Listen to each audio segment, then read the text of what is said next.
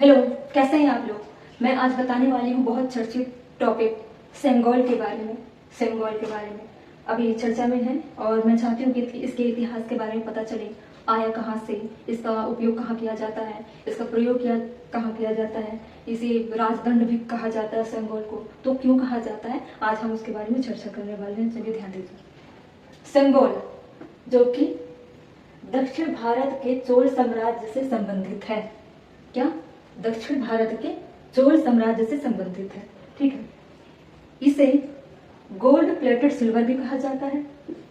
सेंगोल शब्द साउथ के दक्षिण भारत के सेमियल से आया हुआ है। ठीक है। इसका सेंगोल का उपयोग दक्षिण भारत में राजा अपने शासन व्यवस्था को चलाने के लिए अपने साथ में रखकर उसे राजदंड के तौर पर उपयोग करते थे। इसे न्याय और शासन या सुशासन का प्रतीक माना जाता था, जिसे खास तौर पर राजदंड भी कहा जाता है। ठीक है। इसे हिंदू धर्म के जो 4 प्रमुख धर्म हैं और शंकराचार्य जी को मिलाकर इसे वर्तमान में धार्मिक गुरु अब धारण करने लगे हैं। और ईसाई धर्म के ईसाई प्रमुख पोप जो होते हैं वो भी अपने हाथ में इस सेंगोल को धारण करते हैं। इसे सत्ता और शक्ति का प्रतीक मानते हैं ईसाई धर्म के अनुसार। और सेंगोल का अगर मैं इतिहास बताऊं तो इसका जो डिजाइन है शिव जी के नंदी के तौर पर, जो शिव जी के वाहन है नंदी जी, इसे गौरव के प्रतीक के तौर पर माना जाता है, जो न्याय कर्म को दर्शाता है। ठीक है। हिंदू धर्म के भगवान शिव से लिया गया है और इस सिंगल के टॉप पर इसकी छवि, इसकी प्रतीक बनाई गई है, जिसे किसके तौर पर लिया जाता है, न्याय और कर्म के तौर पर दर्शाया गया है। ठीक है। इस पे इंडिया के, भारत के 2 फ्लैग लगे हुए हैं। ठीक है। 2 फ्लैग लगे हुए हैं। इसे डिजाइन किया गया खास तौर पर। ठीक है। इसे दर्शाने का खास एक कारण बताऊं, इस फ्लैग को दर्शाने का खास कारण है कि भारत की बढ़ती महत्वाकांक्षाओं और इच्छा शक्ति को दर्शाता है। ठीक है। इस राजदंड का मुख्य एक खास वजह बताऊं, एक विशेषताएं बताऊं, तो इसकी महत्वाकांक्षा और इच्छाओं को ये फ्लैग भारत का 2 दर्शाता है। ठीक है। सेंगोल अंग्रेजों के समय में सत्ता का हस्तांतरण के तौर पर सेंगोल का उपयोग किया जाता था, जिसे कहा जाता है ट्रांसफर ऑफ पावर। ठीक है। अंग्रेजी से ट्रांसफर ऑफ पावर, सत्ता का हस्तांतरण के तौर पर इसे उपयोग में लाते थे। ठीक है। जिसके हाथ में सत्ता होती थी अंग्रेजों के लिए।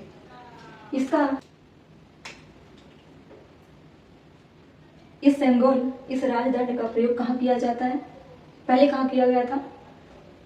14 अगस्त 1947 को स्वतंत्र भारत के अंतिम वायसराय लॉर्ड माउंटबेटन, उन्होंने इस सेंगोल को, इस राजदंड को नेहरू जी को सौंपा था। नेहरू जी क्योंकि स्वतंत्र भारत के प्रथम प्रधानमंत्री हुए थे और इसे सत्ता के हस्तांतरण के तौर पर माउंटबेटन ने सत्ता नेहरू जी को सौंप दी है। ठीक है। इसे बनाने में कितना खर्च होता है, इसे कौन बनाता है, इसका प्रयोग कैसे किया जाता है और इसमें कितना समय लगता है, उसके बारे में हम पता करते हैं। सबसे पहले इसे बनाने का सुझाव कहाँ से आया, मैं वो बता रही हूँ। इसे माउंटबेटन और श्री राजा गोपालाचारी जी और नेहरू जी और जो सम्मिलित बैठक में कुछ नेता थे, उनकी बैठक में चर्चा हुई कि सेंगोल राजदंड जैसी चीजें शासन को चलाने के लिए एक प्रतीक के तौर पर लिया जाता है, जिसे शक्ति के तौर पर और न्याय के तौर पर भी रखा जाता है।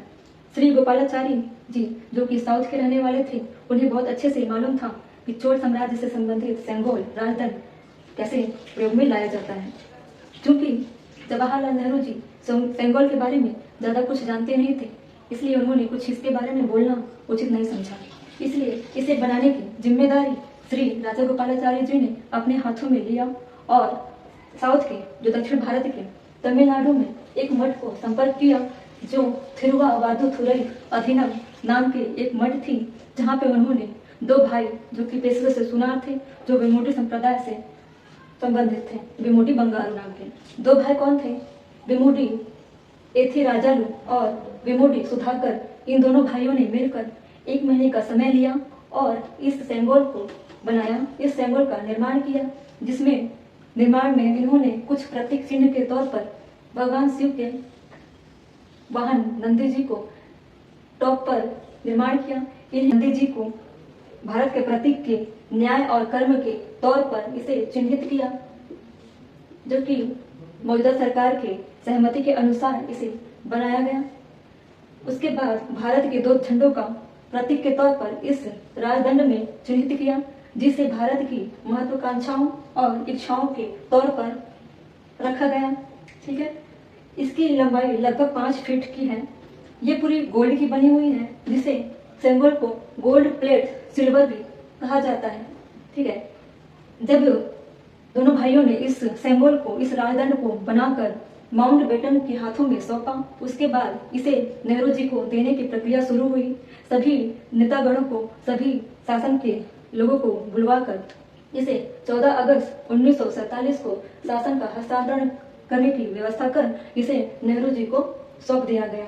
नेहरू जी के हाथों में राजदंड आने के बाद उन्होंने इसे शक्ति, वैधता और संप्रभुता के तौर पर इसे आगे बढ़ाया।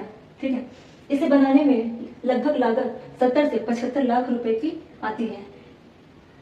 लगभग 1 महीने का समय लगा। पहले भी 1 महीने का समय लगा था, जब विमुडी संप्रदाय के दोनों भाइयों ने बनाया। वर्तमान में भी इसे विमुडी संप्रदाय, विमुडी मठ के लोगों से ही बनवाया गया और इसमें भी समय लगभग 1 महीने का लगा।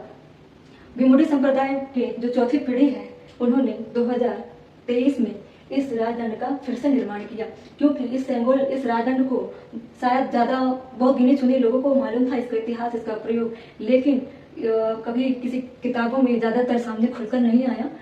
फिर बाद में 2018 में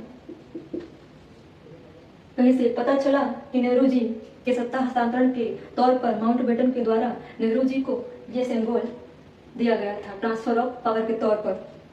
इसे नेहरू जी के बाद इसे एक इलाहाबाद म्यूजियम में रखा गया, जो नेहरू जी के सामान के साथ एक सोने की छड़ी के नाम पर रखा गया था, जिसे वर्तमान में शासन के सत्ता के लिए प्रयोग में लाए जाने वाले राजदंड के तौर पर उपयोग में फिर से लाया गया सामने। 28 मई 2023 को मौजूदा सरकार ने इसे फिर से निर्माण कराया और नए पार्लियामेंट में इसे फिर से सत्ता हस्तांतरण के तौर पर रखा गया और कहा गया कि ये दक्षिण भारत की संस्कृति का एक श्रद्धांजलि भी होगा और इसे लोकसभा के अध्यक्ष के बगल में या उनके पास रखा जाएगा। यह सिंबल का मैंने इतिहास बताया और इसे किस तरह से धर्मों में प्रयोग किया जाता है। पहले राजा अपने शासन व्यवस्था को राजा महाराजाएं चलाते थे और अपने हाथ में रखा करते थे, लेकिन समय के अनुसार परिस्थितियां बदली, समय बदला, फिर अब इसका प्रयोग धर्मगुरु करने लगे। आगे चल के ये फिर से तब्दील हो गया, फिर से ये राजतंत्र में सिंबल का प्रयोग होने लगा, जो अभी 2023 में हम सिंबल को सुन रहे हैं, पढ़ रहे हैं। आज हमने इसका इतिहास जाना। इतिहास मैंने बहुत छोटा बताया है, इसका इतिहास अगर देखा जाए तो बहुत गंभीर और बहुत बड़ी इतिहास है। ठीक है, मैं चाहती हूँ कि इस पर मैं और भी वीडियो बनाऊंगी और भी मैं चीजें बताऊंगी। ये मेरी पहली वीडियो थी सिंबल पे। मैं जितना ज्यादा जानकारी जुटा पाऊंगी मैं आपको और सिंबल के बारे में बताऊंगी। ओके, धन्यवाद।